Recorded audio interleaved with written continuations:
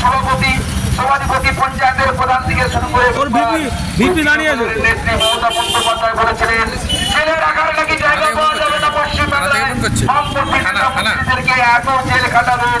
মমতা বন্দ্যোপাধ্যায় 14 বছরে অনেক কমিশন তৈরি করে অনেক কোটি কোটি টাকা খরচ করেছে, বামপন্থীদের একজনকেও জেল খাটাতে পারেনি। এটা ওদের কাছ থেকে আমাদের সার্টিফিকেট দিতে হবে না। বিদেশি লন্ডন থেকে শুরু করে বিদেশিরা তারা প্রমাণ করছে যে পশ্চিমবাংলায় বামপন্থীরাই হচ্ছে একমাত্র সৎ এবং বিধিনিষ্ঠ রাজনৈতিক দল যারা কখনো দুর্নীতির সঙ্গে আপোষ করে না। তাই আমরা বলতে চাই, যারা রাস্তায় দাঁড়িয়ে, যারা দূরে দাঁড়িয়ে আমাদের কথাগুলো শুনছেন, যারা হয়তো কটাক্ষ করছেন, যেদের খেতে কাজ নেই, শুরু দিতে হবে, করতে হবে বলে প্রতিবাদ করে আপনাদের বলতে চাই, আপনার আগামী দিনের ভবিষ্যৎকে সুনিশ্চিত করতে গেলে আপনার ছেলেপুলের পড়াশোনা থেকে শুরু করে আপনার শিক্ষিত ছেলেটির একটি কাজের হাত সামর্থ্য হাতে একটা কাজের দাবিকে প্রতিষ্ঠা করতে গেলে আপনার বাড়ির মা বোনেদের সম্মান থেকে শুরু করে তাকে নিরাপত্তা দিতে গেলে আপনার ছেলেপুলের থেকে শুরু করে স্বামী সন্তানরা যারা দেশের বাইরে বিভিন্ন রাজ্যে কাজ করতে গেছে তাদের এবং রাজ্যের অভ্যন্তরে যারা বিভিন্ন কাজ কারবার করছে তাদের নিরাপত্তা সুনিশ্চিত করতে গেলে এই সরকারের পতন ছাড়া আর কোনো বিকল্প পথ নেই। এই সরকারকে প্রতিষ্ঠিত করতে হবে, সেই প্রতিষ্ঠিত করবার দিন সামনে আসন্ন। তাই আমাদের বলতে চাই, এই সরকার চাইছে চাকরি দেবো না, এই সরকার চাইছে দুর্নীতি করবে, তোলা করবে, ওষুধে ভেজাল দিবে, ডাক্তার ভেজাল দিবে, নার্স ভেজাল আনবে, 2 নম্বরই ডাক্তার 2 নম্বরই নার্স থেকে শুরু করে 2 নম্বরই ঔষধ দিয়ে মানুষকে মৃত্যুর মুখে ঠেলে দিচ্ছে। আর জিনিসের দাম বাড়িয়ে বাড়িয়ে চলছে।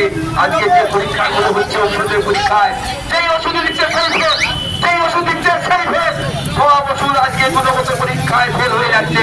তাহলে আপনি যে ওষুধটা কিনে খাচ্ছেন তার দাম তো বাড়ছে, যে ওষুধটা আপনার শরীরে কাজে লাগছে তো না অন্য কাজে ব্যবহার হয়ে আপনার শরীরটাকে আরো ধ্বংস করে দিচ্ছে। সেই জায়গায় দাঁড়িয়ে আমরা বলতে চাই, এইরকম একটা পরিস্থিতি থেকে আমাদের বাঁচতে গেলে লড়াই ছাড়া পথ নেই। লড়াইয়ের ময়দানে রাস্তায় দাঁড়িয়ে লড়াই করার মধ্য দিয়ে এই ভগবান দুর্নীতিবাজদেরকে বিতাড়িত করতে হবে। বিতাড়িত করার সংগ্রামে আপনারাও সামিল হবেন। তাই আসুন, অন্যায় যে করে, অন্যায় যে সহে, এই মৌলে দাঁড়িয়েও যদি অন্যায়কারীদের প্রশ্রয় দেন তাহলে আপনি অন্যায়ের সঙ্গে যুক্ত, এটাই প্রমাণিত হবে। তাই অন্যায়ের বিরুদ্ধে লড়তে হবে।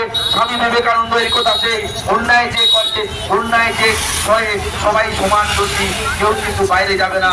তাই অন্যায়ের, রবীন্দ্রনাথের কথা আমি ভুল বললাম, রবীন্দ্রনাথের সেই কথা। তাই অন্যায়ের বিরুদ্ধে লড়াই করা হচ্ছে আমাদের মানুষের মনুষ্যত্বের একটা একমাত্র লক্ষণ। তাই সেই মনুষ্যত্বকে বিকশিত করতে গেলে, মনুষ্যত্বকে জাগিয়ে রাখতে গেলে, মাথাটাকে উঁচু করে রাখতে গেলে অন্যায়ের বিরুদ্ধে প্রতিবাদ করবার জন্য আপনি সজাগ হন, সতর্ক হন। অন্যায়ের প্রতিবাদকারীদের মিছিলটাকে আরো দীর্ঘ থেকে দীর্ঘতর করুন। শুধুমাত্র ওই লক্ষ্মীর ভান্ডার, নারায়ণ ভান্ডারে 5 টাকা, 10 টাকা, 2000, 5000 টাকার অনুদানে ভুলে গেলে হবে না।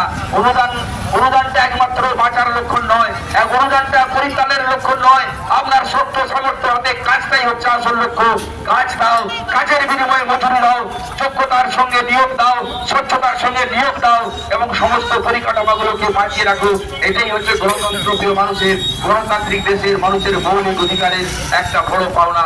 সেই জায়গাকে আপনারা কার্যকরী করবেন। আজকের এই আহ্বানে যারা সাড়া দিয়ে এসেছেন তাদেরকে আমাদের সংগঠন দক্ষিণবঙ্গ প্রাথমিক শিক্ষক সমিতি রাজপথ জেলাগুলোকে পক্ষ থেকে অনেক অনেক ধন্যবাদ, কৃতজ্ঞতা অভিনন্দন জানিয়ে আমার কথা শেষ করলাম।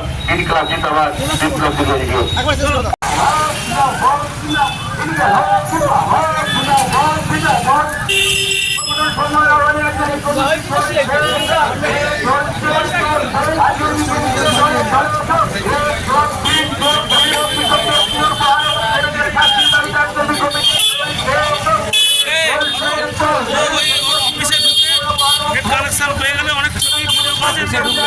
আমি না দিয়ে দিল, আমি তোমাকে দিয়ে দিচ্ছি।